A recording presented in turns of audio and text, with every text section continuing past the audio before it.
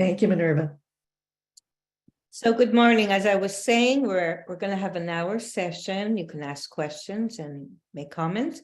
After that, we're going to close the recording, and Elliot and I will stay on for an additional half hour if you have any questions that you would like to ask. So let's get started.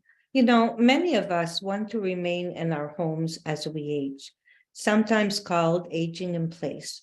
The reality as well is that long-term care is expensive and something that many seniors and caregivers want to avoid for as long as possible.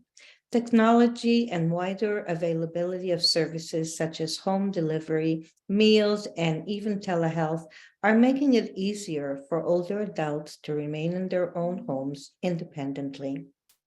You know, the pandemic has changed the way people live and their feelings about home and community.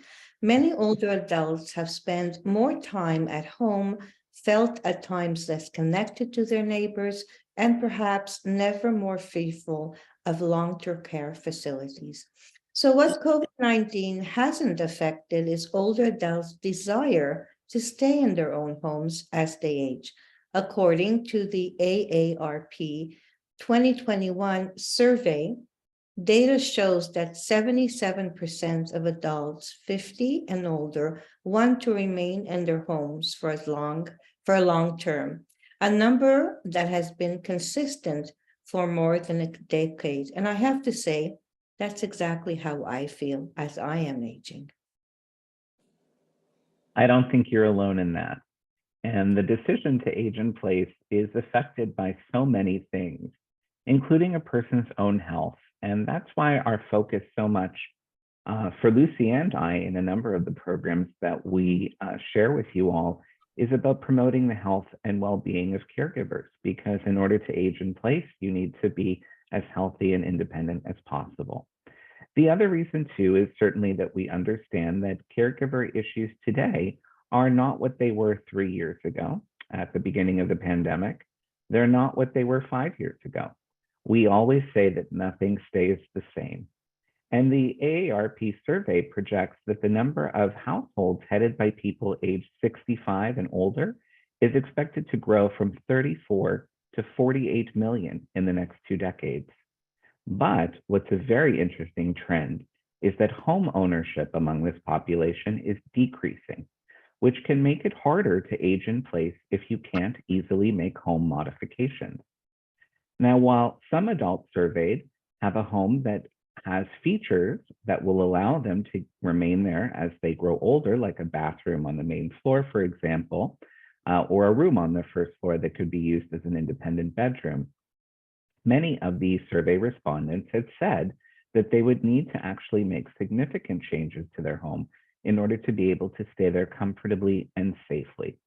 And as more seniors rent, that isn't always an easy option.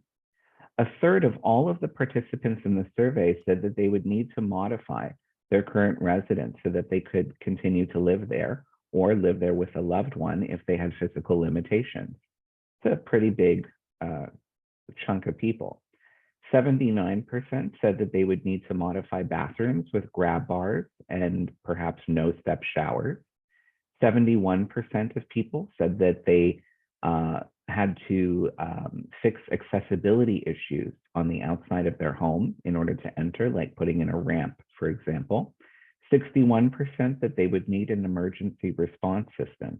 And that's something that we're going to talk about a little later on as we talk about technology. 48% that they would like to have smart home devices, like a voice-activated camera or doorbell, which is also something we're going to talk about. And some people included in the survey said that they would consider leaving their home for one that allows them to age independently, particularly if it costs less or was physically easier to maintain. And yet some older adults may want to move, but they can't. And this is an interesting new phenomenon.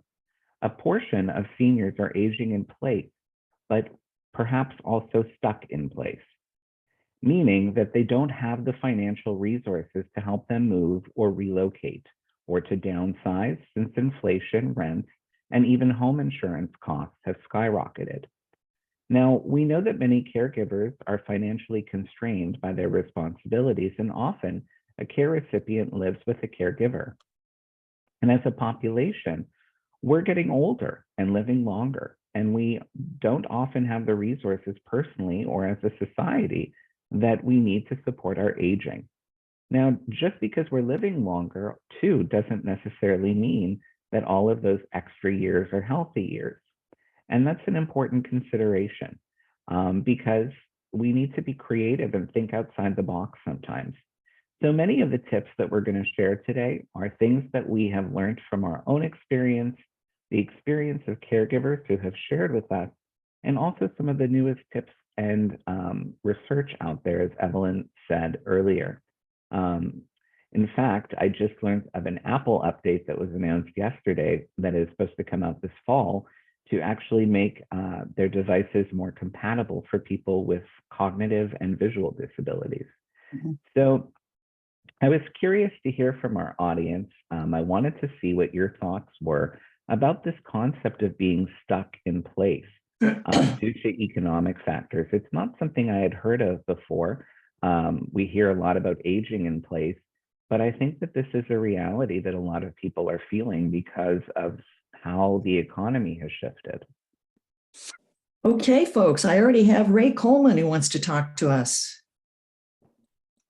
No, I'm just sitting here listening, and I said I agree with Mr. Elliot on everything he was talking about, aging in place. For my mother, she's gonna be 91 this year, and like I say, it's hard for her to get up out the bed, and the bathroom is small, and she needs a walk-in tub, but we can't afford that. And it just one of those deals that I think about all the time. And it's 7 of us, but we all don't agree on everything. And so it's just difficult. It's just hard right now, but we still maintaining and trying to do what we can do. I didn't know, I'm trying to get some answers, suggestions, and see what is valuable out there that we can help her do something with. Absolutely. Anybody else? Just if you're on the phone, please press *6, and I have a little website. I can see that you've done that. And if you're, just wanting to unmute yourself, go right ahead, because we would love to hear from you. I know that I live in a very high rent district and very high home price district in San Diego. And many people here would like to downsize. They have 4 or 5 bedroom homes. They're my age or older, which is pretty old. And if they sell, they don't know where they're going to go because everything is expensive. Rentals, are $7,000 a month up to $30,000 a month, depending on whether you're at the beach. So it's a conundrum. And then we talk a lot about reverse mortgages, to take some of the equity out. And people are reluctant to do that because it cuts down on the equity instantly that people will have in the home. So it's a real issue right now. It's a huge issue, and a lot of people are feeling that. There are also a lot of alternative housing decisions that people are making. Like you said, Evelyn, people that have larger homes, 4 or 5 bedroom homes, who are getting older are taking in college students, boarders, because they need some help around the house. So it's a good trade-off, but sometimes that doesn't always work out. It's just a very interesting situation that I think a lot of people are feeling, but I haven't seen it expressed in the succinct term stuck in place. And I think that's what it is. Yeah, very much so. I do want to say that the gentleman who made a comment, lucky lady that she has 7 children, especially you, that you really want to keep her in place. Yeah, a very important consideration in all of this is that Aging in place is complex. It doesn't only require your own resources and health, but also you might have a perfect home for aging in place that is on one level, but it might be in a rural area in which things aren't close by or easily accessible. So we need to think about that. Or that community might have limited resources to support seniors, including geriatricians, medical specialists, and health facilities, as well as many of other supports like adult day centers, transportation, and support for caregivers. One of the reasons that the caregiver teleconnection first began by telephone in Texas about 15 years ago, that's a long time we've been on, was because of how large the state is and how much of its population is rural. For caregivers particularly, community is so important in supporting healthy and independent aging, and technology has been helpful in connecting us all together like we're doing right now. You know, we have to think about age-friendly communities and counter accommodations for senior populations through initiatives like, for example, ensuring infrastructure in place to support seniors' needs, including retirement communities, geriatric programs at hospitals, and doctors who specialize in geriatric medicine. Ensuring public transportation is easily accessible and affordable for seniors. Keeping walkways and sidewalks well lit and clear of snow or ice. Municipalities' bylaws to ensure buildings have automatic door openers, elevators, stair railings, and ramps. These are important things to look at where you're living to make it accessible. Senior involvement in community activities and recreational activities for seniors. I want to tell you that where I live, there is a volunteer daily call-in service to make sure that isolated seniors are okay, and it's run by volunteer seniors as well as free transportation to the closest mall. The coronavirus increased attention to the importance of communities that support healthy aging through dedicated shopping hours at stores and different things that were done to make it easier for seniors. There are more than 450 towns, cities, counties, and states enrolled in the AARP network of age-friendly states and communities. We've included a link to that list here. So it's good to look at that, but I would like to ask a question, because when I think about where I'm living, do you feel like your community is age-friendly? Please, folks, this is your opportunity. We'd love to hear from you, hear something specific about your community. And I have Chris would like to talk to us. Well, my two parents, they just recently last year remodeled the house, the interior. They gutted the whole house, and everything is brand new. They widened the hallways. They put a ramp in the front of the house. They extended the house, and the showers, both showers, they lowered the floor so they can, just easily step into the shower. But there's 6 of us, 6 siblings, and we all pitch in to help. But I just feel like it's kind of like still, very stressful, because they have meds, they have doctor visits, they have transportation needs, and house cleaning. All the siblings do the house cleaning. We take turns once a week. I'll do it. We all like separate it into like 1 week. Like somebody will do it Monday, somebody will do it Sunday, someone Tuesday, and one on Friday. So we kind of like work that stuff out.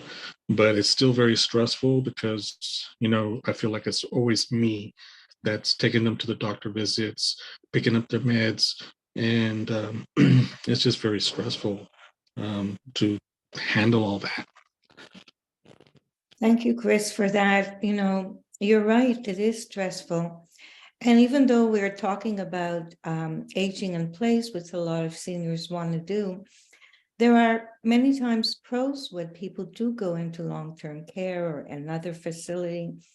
That stress, Chris, is going to be there. I mean, that's what it's all about. I've been through that for 10 years with caring for my mother as well. But I'm glad to hear that you are 6 siblings and that you share responsibilities. I'm wondering if maybe you're carrying on a little bit too much on your shoulders. Well, I think so, because I exploded, to uh, one of my parents who I felt like was very being very negative, being very set in her ways. And she didn't, she's always telling me she can't do this, she can't do that. And I just blew it, and I cussed her out. And Chris, I was wondering, I hope that you can stay after our hour. We'd love to have you join us for we're going to turn off all the recordings and you can become anonymous. We'd like to talk to you a little bit later on in the show. Please stay with us. I hope you can.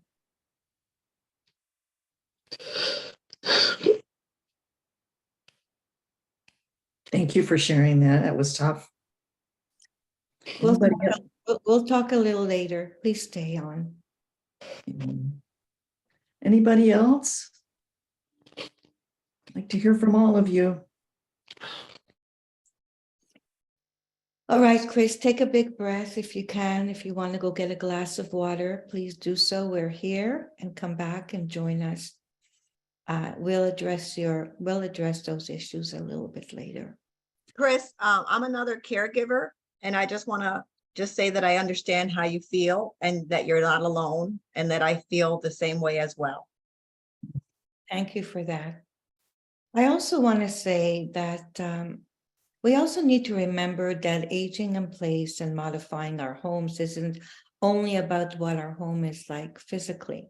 I know I'm talking now in general, it's not a specific issue, but staying at home offers many mental and financial benefits. Older adults appreciate the familiarity and memories their home has to offer.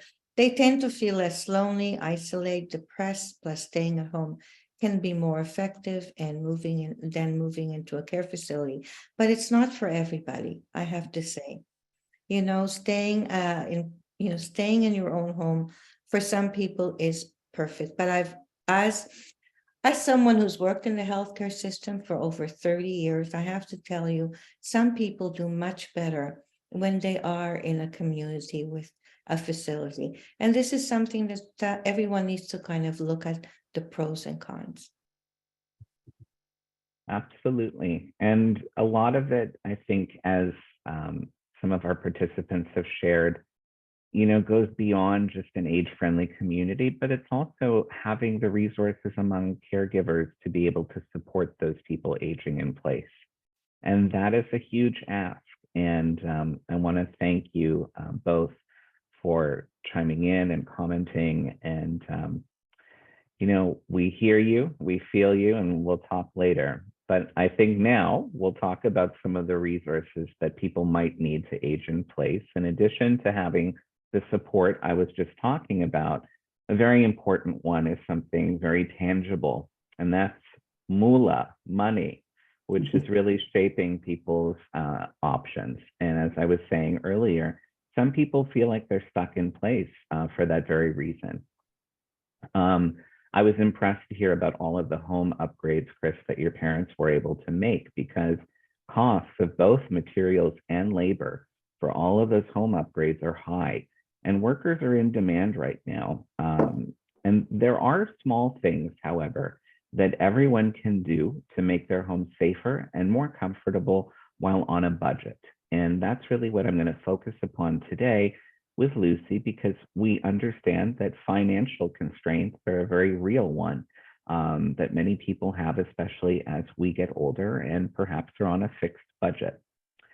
So I'm going to start out by talking about knees, something very close to my heart, because I have had two ACL and meniscus repair surgeries.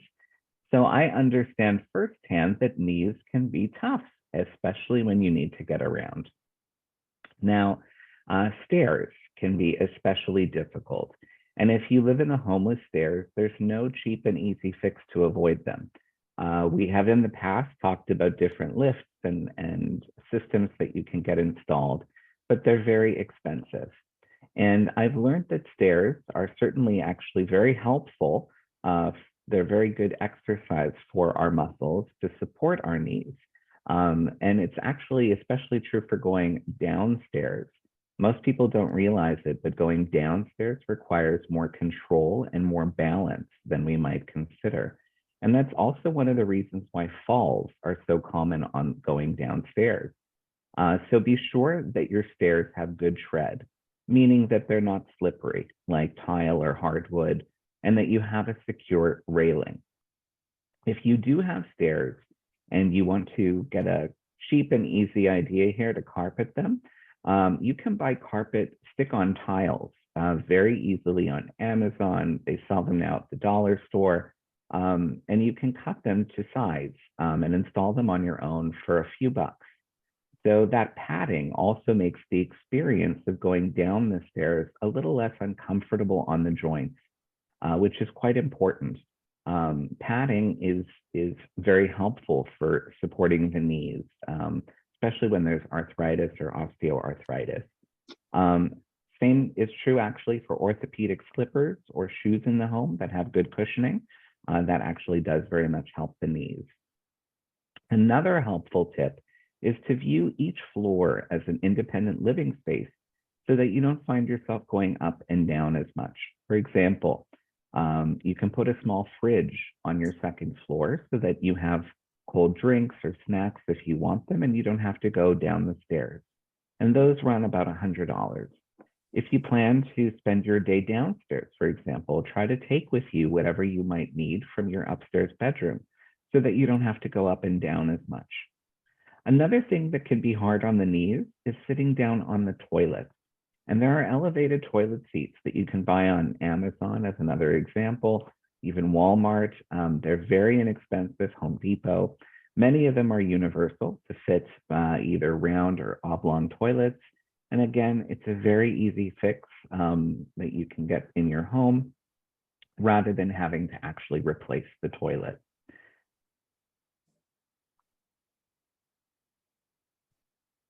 Lucy, you're on mute. Yes, Sorry.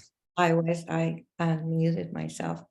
Yeah, there's a lot of things that we can do. You know, we've heard from other people who've converted a room on the first floor into a bedroom, but that can require some additional cost and planning.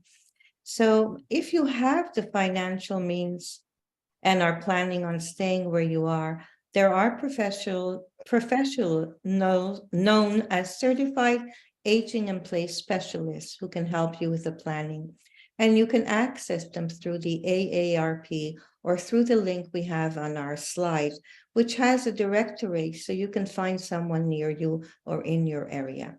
You can also work with occupational therapists and social workers through managed care plans who are trained to provide the same experience. So it's important to connect with your insurance, maybe they cover it, and healthcare providers. You know, planning is so important so that you can explore options for fixing problems and budgeting for any major changes. For example, as Elliot was speaking about it, it is very costly. If stairs are not suitable for you, moving ahead, an electric stair lift or elevator installation can be expensive and can impact home resale value. But I've seen a lot of people investing in that, especially in not necessarily an elevator, but a chair stair. There's something called universal design, which includes features that help make any living space more accessible for any range of physical limitations. So for example, entrances without steps, a bedroom and full bathroom on the first floor, a bath or shower that has non-slip surface and that you can walk into. We spoke about that.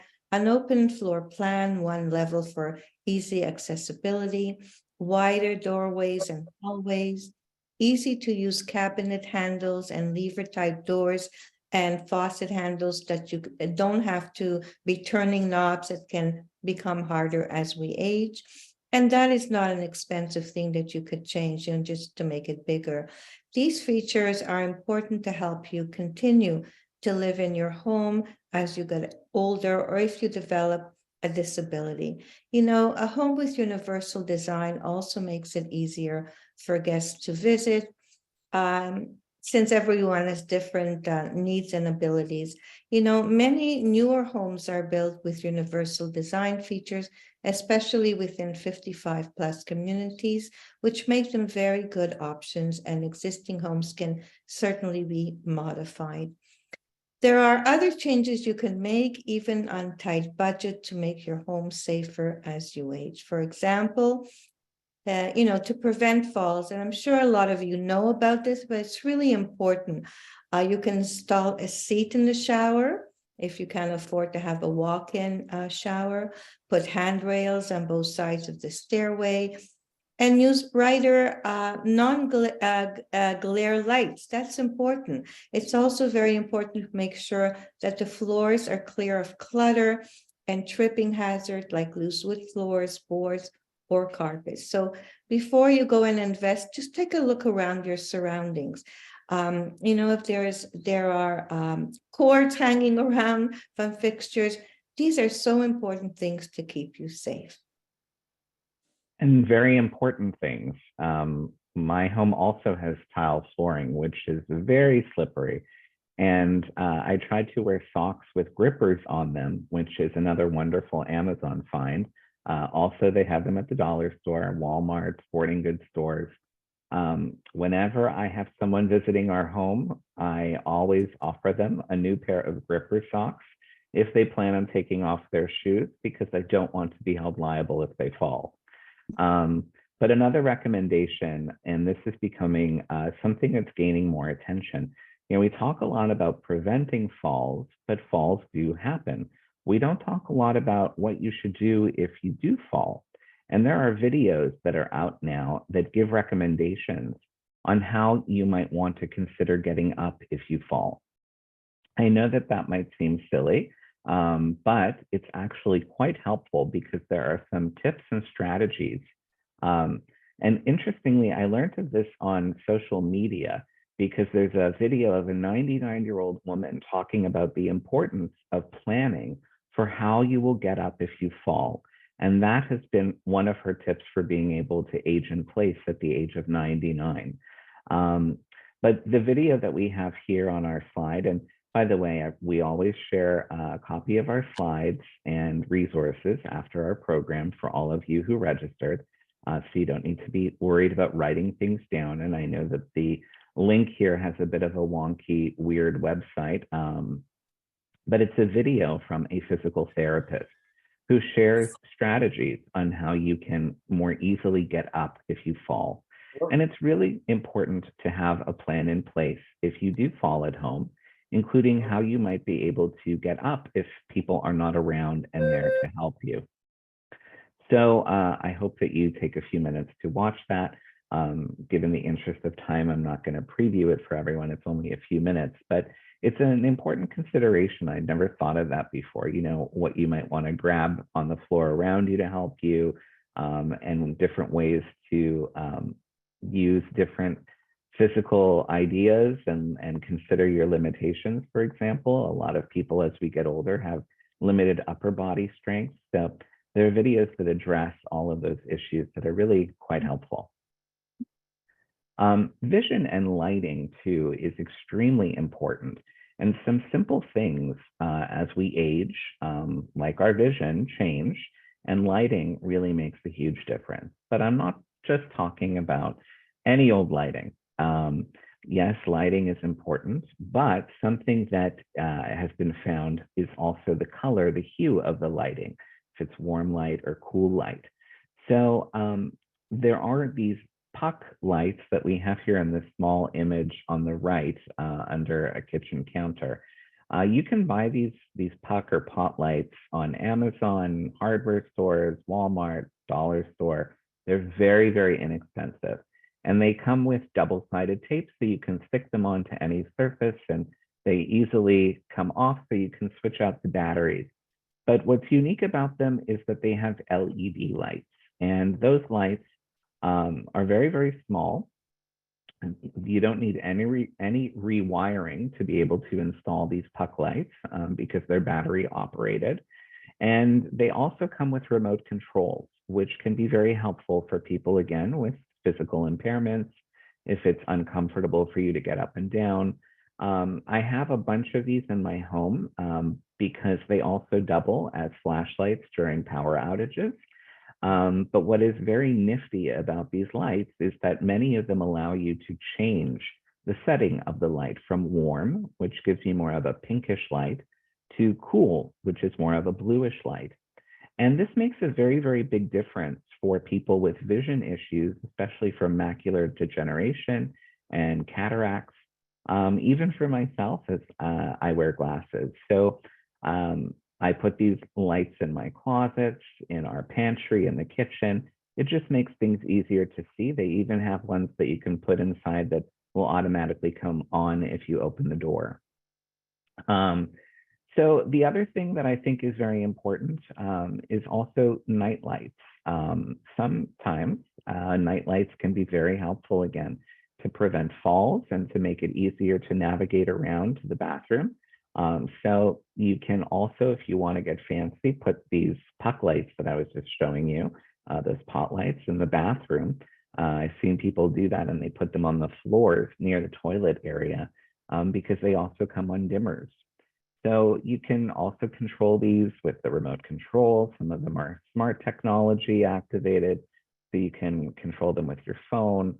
The great thing here is that it's a really easy fix for very little money, and you can replace the batteries. They'll run you maybe $20 a year or so. So it's a very worthy investment. And the other thing I wanted to mention too is, since we have all these LED light bulbs out now, and I know that there are some controversies about them, but they last a lot longer than incandescent lights. And simple things like changing an incandescent light bulb can become more difficult as we age. So if you are going to invest in a small home upgrade, you may want to think about switching out your light bulbs to those that last longer or those that are LED, because they make our home better suited for the aging process. And they even now sell smart light bulbs that do all the things I was just telling you that these puck lights do, going from a cool hue to a warm hue. So these are just also ways, in addition, to save on your electricity bill. All those battery operated lights, obviously, they're not going to run up your electric bill. And switching out old light bulbs to new, more energy efficient ones, in addition to lasting longer, will save you money on your electric bill. So night lights, as I was saying, they also come in this LED format that are very inexpensive. You can find them at the dollar store too. When my mother-in-law comes to visit, we put night lights everywhere. And now that my dog is 17, I have night lights around for him too. So these things are very small, inexpensive upgrades that we can easily do in our homes, in our kitchens, that can help. And I was just curious if anyone participating today has any other tips from their own experience that they may want to share with others. So folks, if you're on a phone, please press *6, or you can unmute yourself if you're on Zoom. We really want your input. We look forward to hearing what you've done that we might not know about.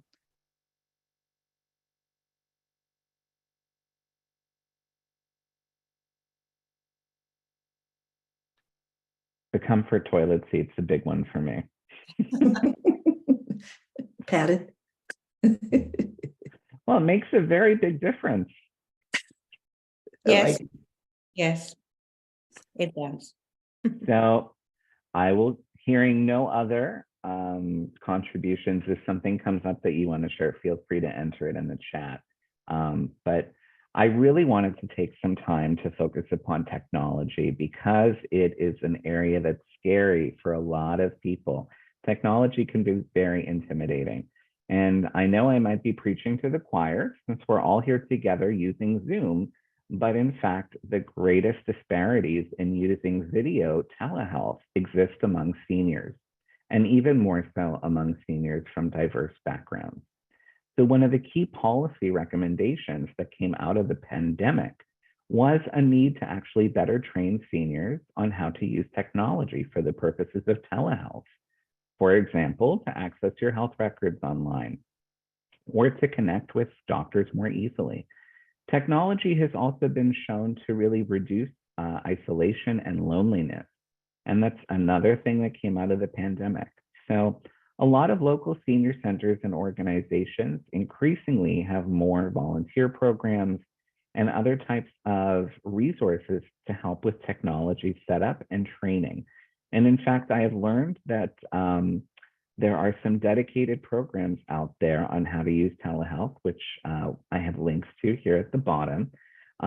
Many of these programs are free of cost or low cost for those who qualify. I recommend reaching out to 211 in your local community or your AAA to see what's available. And remember that these programs are always changing, evolving, different funding streams, different volunteer groups. And this policy recommendation that I was mentioning is a very recent development. So even if you strike out in your luck and reaching out right now, try again in a couple of weeks or even months. I have been looking around here in South Florida. If any of you are participating from this area, there is the South Florida Institute on Aging, known as SOFIA. And they have one of these programs actually that is led by volunteers. Most of them are seniors themselves. And there are also paid services that can come to your home and help set up some of these technologies, like Best Buy's Geek Squad, as an example.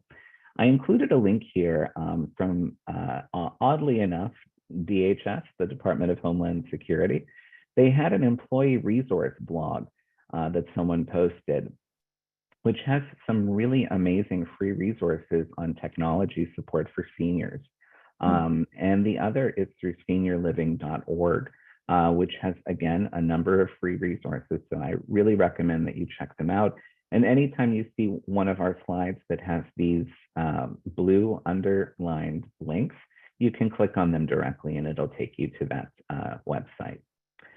So of all of the tech items out there, I wanted to try to narrow it down and give you a really simple and short suggestion on what I think are right now some of the best technologies for supporting aging in place. And the first one being smart screens and smart speakers. So what do I mean by smart screens? That can mean your phone, that can mean a tablet.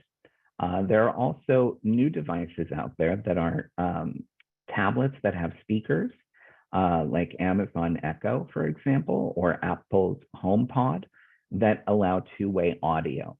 So I know that there is a lot of concern about these speakers being used as listening devices, but in my opinion, for most of us, for myself, I don't have any conversations that I'm worried about that people are listening to.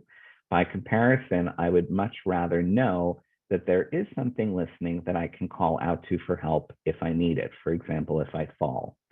So you got to do a cost-benefit analysis of your own concerns to see what is more valuable to you. But Chris mentioned earlier, medication management being a challenge, and that is, there are technology devices out there that dispense medication, for example, and that alert a reminder to take the medication, and they will, again, alert if the medication is not removed from the dispensing area.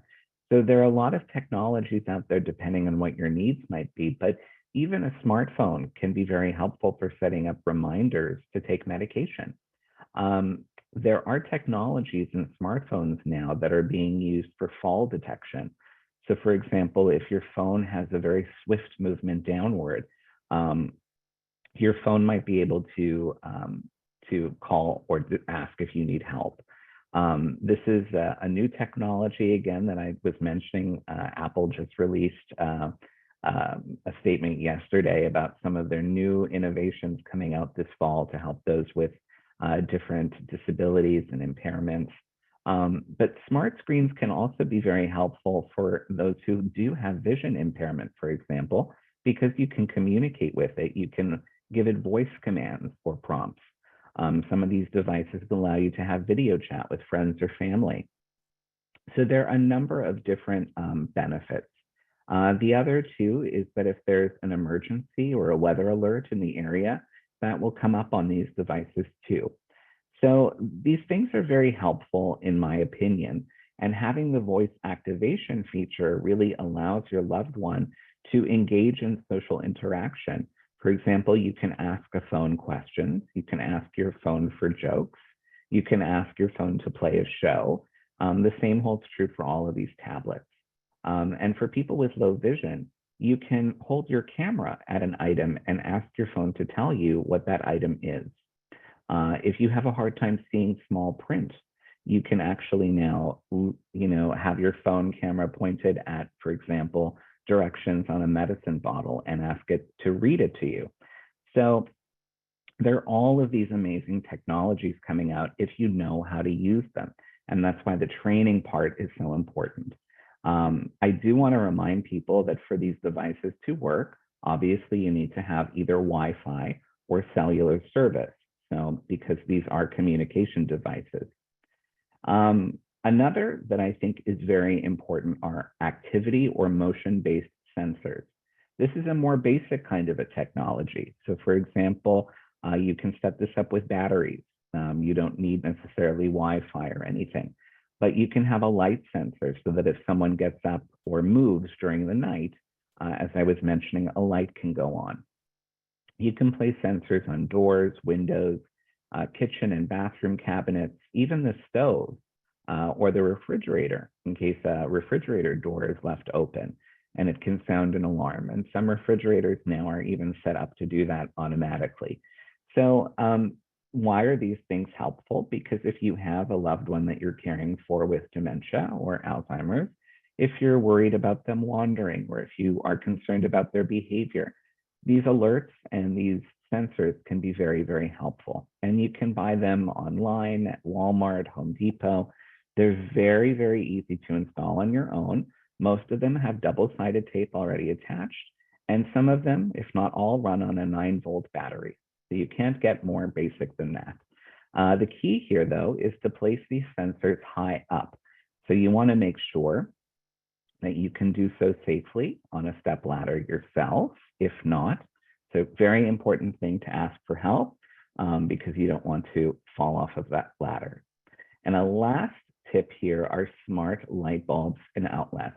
So I talked a little bit before about how these new light bulbs can be very helpful for people with macular degeneration and different vision impairments. For example, the ability to go from a warm light to a cool light can be very helpful. But these smart light bulbs and outlets can also be controlled from a phone or a tablet or by speaking verbal instructions. If you remember many, many years ago, there were those ads on TV for the clap-on lights, clap on, clap off. So this is the same kind of a concept. It's just been taken a step further. So now you can use verbal commands for these things. You can turn your lamps into dimmers. You can control things remotely outside of the home. So these things can be helpful as well. For example, for fire hazards, or if you have an open space heater and you want to be able to turn it off or make sure that these things are turned off if you're not at home or you want to check in on someone. These devices are very helpful for people with mobility impairments. And they make it a little easier for caregivers because, as we heard from some of our participants, there's a lot of stress. And this is one less thing for you to worry about, as someone can say, hey, let's turn on the lights, or Siri, can you turn on the lights? Instead of having to say, hey, can you come and help and turn on the lights for me? So just one less thing. I learned about these things after I had knee surgery. I kept a lamp and a fan in my bedroom on smart outlets so that I was able to turn them on and off without having to get up or ask anyone for anything. So we do have a bunch of resources, as always, to share with people. And I wanted to share as well that some of these resources might be useful to find funding to help with your home improvements and upgrades. Ray, you had talked about wanting to have a step-in shower, not necessarily having the resources to make that home upgrade. So you might want to look through Habitat for Humanity's local chapter. They do make home modifications for seniors. Many people don't know that, at low or no cost. Also, the AARP has some resources, and depending on your community, there might also be some allocated resources for those home repairs. And that's why your local area agency on aging can be a great local resource. So we have a lot of links on this slide. We will share them again with those of you who registered. I want to ask, while we have just a few minutes, if anyone has any questions, comments, or suggestions. Excuse me, these are hot links, right? Yes. Okay. They don't have blue underlines. I just wanted to make sure. It was from a design aesthetic purpose on this slide that I made all the font the same color. I like the tools and how it all looked together. So I'm sorry for the confusion, but these are all hyperlinked. If you click on them, it'll take you directly where you need to go. I'm sure I'm the only one that was confused. This is a nice set of links. And yes. we have time for, left for some questions or some comments, folks. Yeah, about these links to Habitat and Senior Plant and the AARP. How can I get a hold? I mean, how can I contact them on this? So these links are live. So like this, I just clicked on the link on my slide and it takes me to the local Habitat for Humanity website. If you do the same with the handout that you'll receive by email, even though the slides will be in a PDF format, you can do this from your phone, you can do this from a computer, and this will take you right here as I've done. Okay, do you need my email address? Why don't we address that to make sure that you have registered for our program today? Okay. Evelyn or Minerva, if you want to make a comment about that. Yes. In a couple days, you will get a questionnaire asking you to tell us how you appreciated, what you thought about this presentation.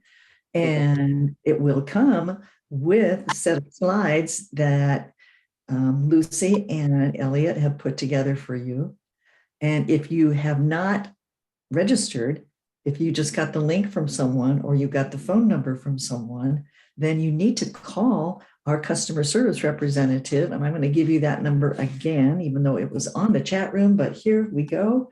Our customer service representative is 866-390-6491. That's 866-390-6491. And the great part about getting registered is not only that you will get all these resources, you will also get the monthly calendar. And we still have, 7 or 8 different presentations this month, very interesting presentations.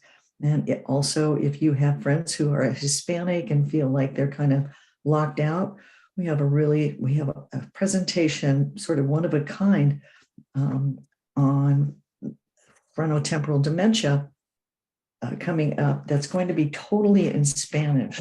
The first time I think we've had that. So we have some really good stuff. And if we have time, I'll read what the other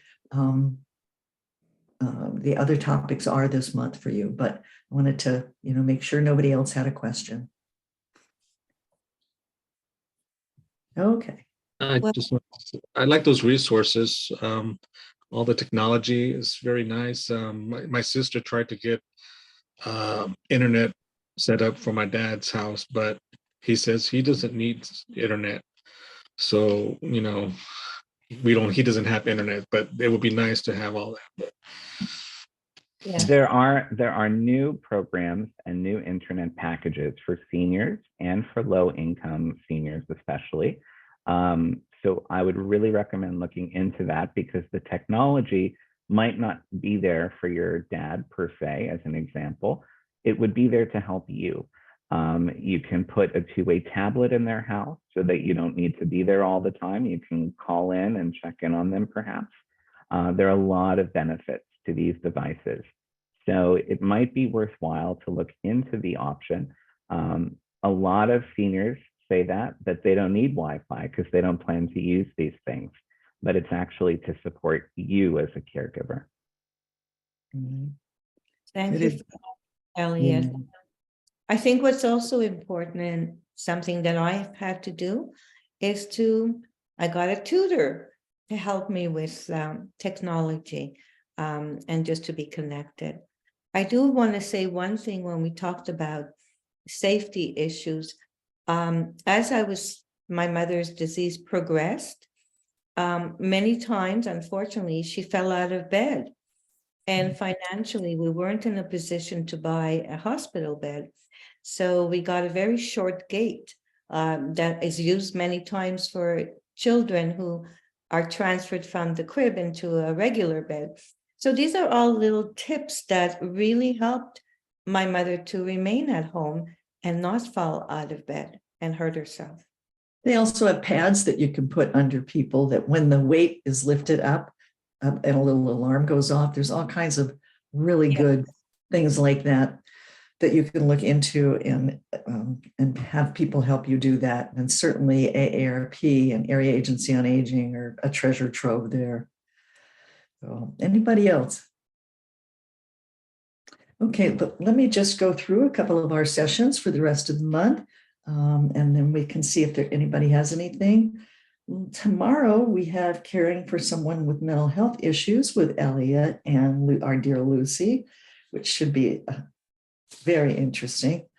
On Thursday, the same day, Aging and Sexual Expression with Dr. Natalie Oliver.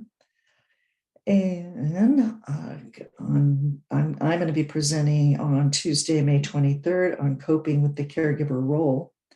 On Wednesday, May 24th, that is when the frontotemporal dementia in Spanish topic will be presented. On Thursday, May 25th, we're having disaster preparedness for caregivers with Elliot and Lucy. And Elliot is really well versed in that because he lives in Hurricane Alley. He knows all of the secrets and tips. And Thursday, May 25th, we have an introduction to the world of emotional intelligence with Jamie Heisman, very entertaining speaker. Talks a little bit faster than I can understand, but he's really entertaining. And then on Tuesday, May 30th, we have Who Cares? The Hidden Crisis of Caregiving and How We Solve It. So as you can see, the staff at WillMed has done a tremendous job in trying to provide a big, topic rich calendar for us every month, and they do such a great job. So I'd like to thank them, and I'd also like to thank Elliot and Lucy for the great job they always do. I can't wait to download the slides and start working on getting my tips together that I need, and really appreciate that. And I want to also thank our participants, particularly those who spoke up, became a part of our podcast. And I wish you the best and a safe day. And I want to remind you that Elliot and Lucy will be staying on after we stop the recording. And I see no new people who want to talk. So I am going to stop the recording so that you folks can get started on your support group. And thank you so much for what you do. Thank you, Evelyn. Thank you. Thanks so much.